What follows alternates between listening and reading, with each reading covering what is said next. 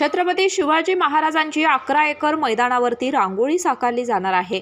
ही रांगोळी कोल्हापूरच्या स्वराज्य युवा प्रतिष्ठान ताराराणी ब्रिगेड यांच्या वतीनं साकारली जाणार आहे।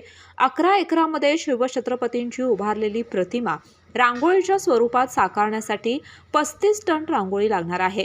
या रांगोळीची संकलन लोकवर्गणीतून केलं असून ही रांगोळी घालण्याचे काम दिनांक 5 जानेवारीपासून सुरू आहे आणि दिनांक 12 जानेवारी या राजमाता जिजाऊंच्या जयंतीदिनी ही रांगोळी लोकांना पाहण्यासाठी खुली केली जाणार आहे। साधारणपणे 350 महिला ही रांगोळी साकारण्याचं काम करत आहेत। याबाबतची माहिती आमदार डॉक्टर विनय कोरे यांनी पत्रकार परिषदेमध्ये दिली।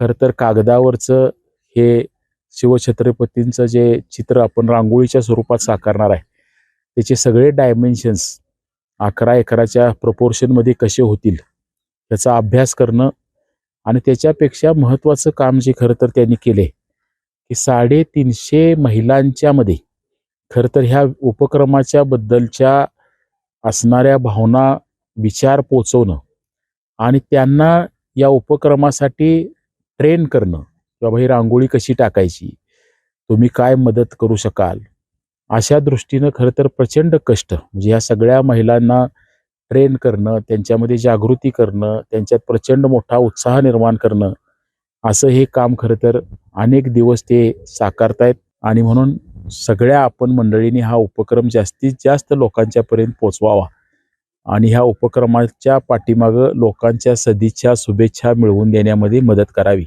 अशी तुमच्या सगळ्यांच्याकडनं आमची माफक अपेक्षा आहे। यापूर्वीचा रांगोळी साकारण्याचा जागतिक विक्रम हा 3,85,000 चौरस फुटाचा असून तो मिर्झापूर येथे साकारण्यात आला होता। EVM मशीनची प्रतिकृती या रांगोळीच्या माध्यमातून साकारण्यात आली होती।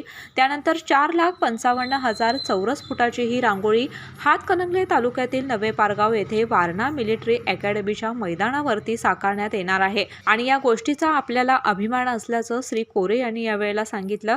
यावेळी स्वराज्य युवा प्रतिष्ठान ताराराणी ब्रिगेडचे संस्थापक अध्यक्ष समीर काळे, यशवंतराव चव्हाण वारणा महाविद्यालयाचे प्राचार्य AM शेख, वारणा विभाग शिक्षण मंडळाचे मुख्य कार्यकारी अधिकारी विलास कारजिनी, प्राध्यापक जीवन कुमार शिंदे, डॉक्टर प्रशांत जमणे उपस्थित होते।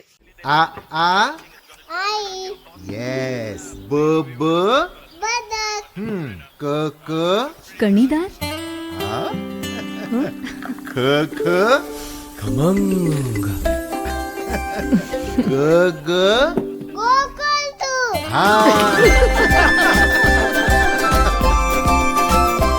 अगदी घरच्यासारखं कणीदार खमंग म्हणजेच गोकुळ तूप। अशाच नवनवीन अपडेट पाहण्यासाठी आमच्या कोल्हापुरी कारभार म्हणजेच KK न्यूज चॅनेलला सबस्क्राईब करा।